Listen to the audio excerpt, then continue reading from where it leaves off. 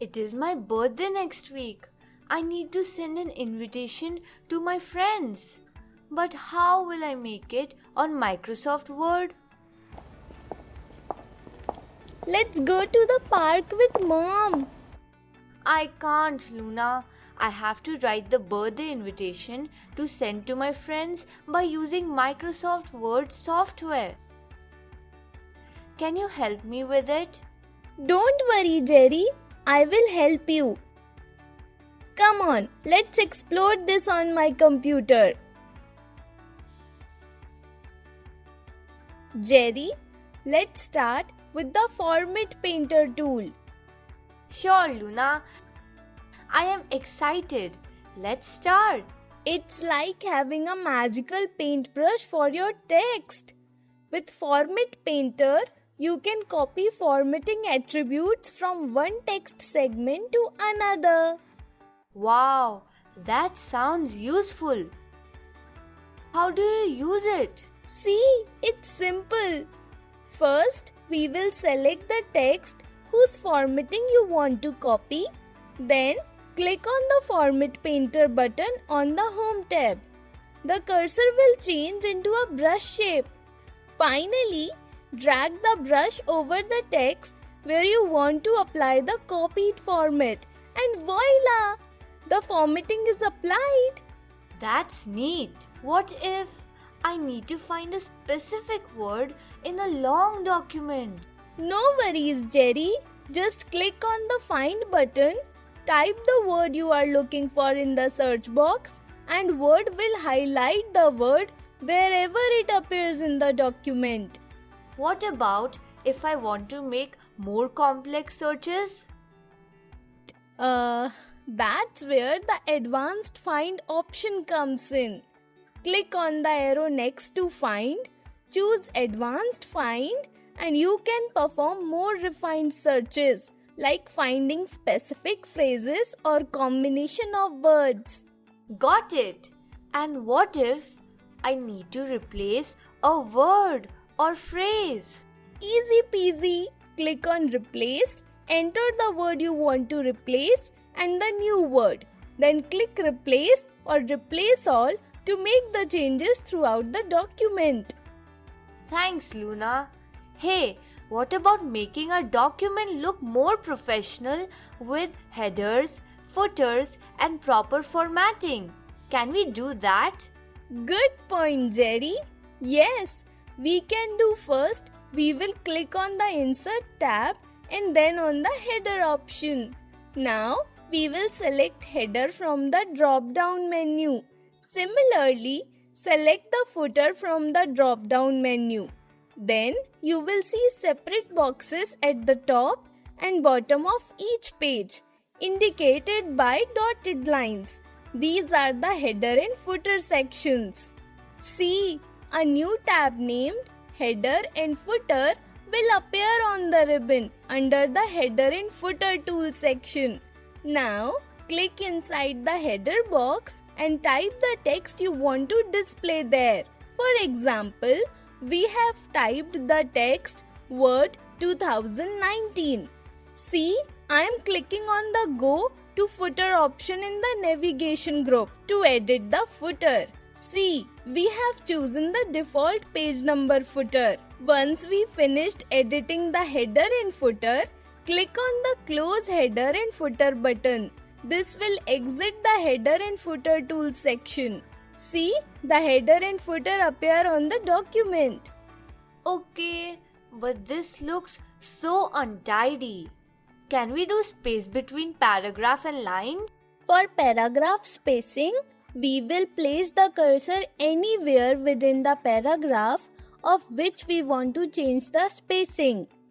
Now, on the Home tab, click on the paragraph group.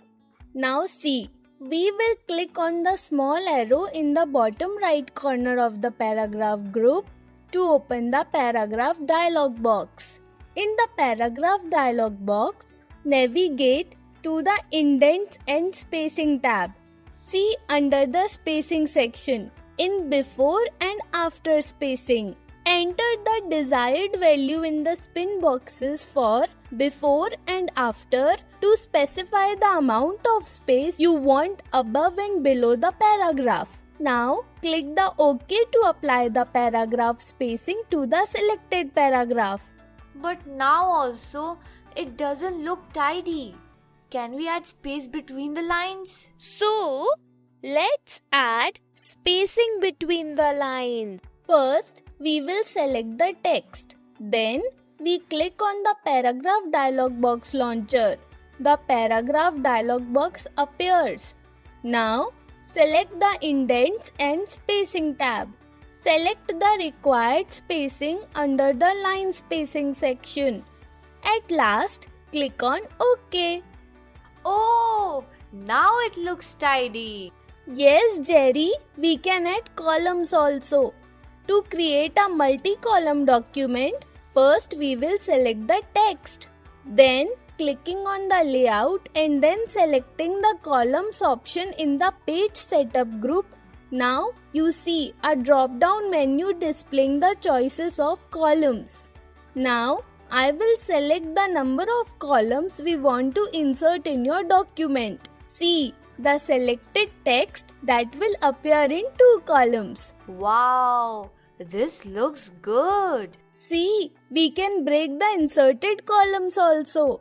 For that, first we have to place the cursor before the text where we want to insert the column break. Now, click on the breaks option on the layout tab and select the column option from the drop-down menu.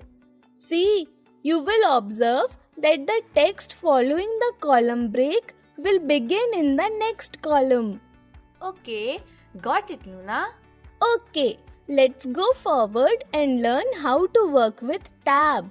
For that, first click on the paragraph dialog box launcher on the layout tab. Next, click on the tabs button at the bottom left of the dialog box. In the tabs dialog box, enter a tab position like 1.3 inches and select an alignment option. Click on the set and then OK. Now, when we press the tab key, the cursor will jump to the specified position. That's neat. Now what is indenting text? To indent text, select the text you want to indent. Then, go to the Home tab and click on the Increase Indent to move the text ½ inch away from the left margin. To decrease the indent, click on Decrease Indent. Okay. Now, do you know how to set margins? No, I don't know about it. Okay, let's start. First, click on the Margins option in the Page Setup group on the Layout tab. You can adjust margins using the ruler or select any predefined margins setting from Margins option.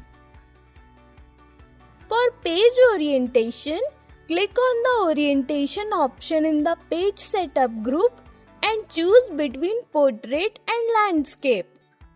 Oh, it's awesome. How do we preview and print a document? First, to preview, click on the File tab in the top left corner of the Word window. Then, click on Print. The Print and Preview section will appear on the screen. To view each page, use the navigation buttons located below the Preview section. Then, adjust the view by using the Zoom slider bar in the bottom right corner of the Preview section. Specify the number of copies you want to print. Then, choose between the collated and uncollated options for printing multiple copies. Collated prints all pages of one copy before moving on the next copy. Uncollated prints all copies of each page before moving on to the next page.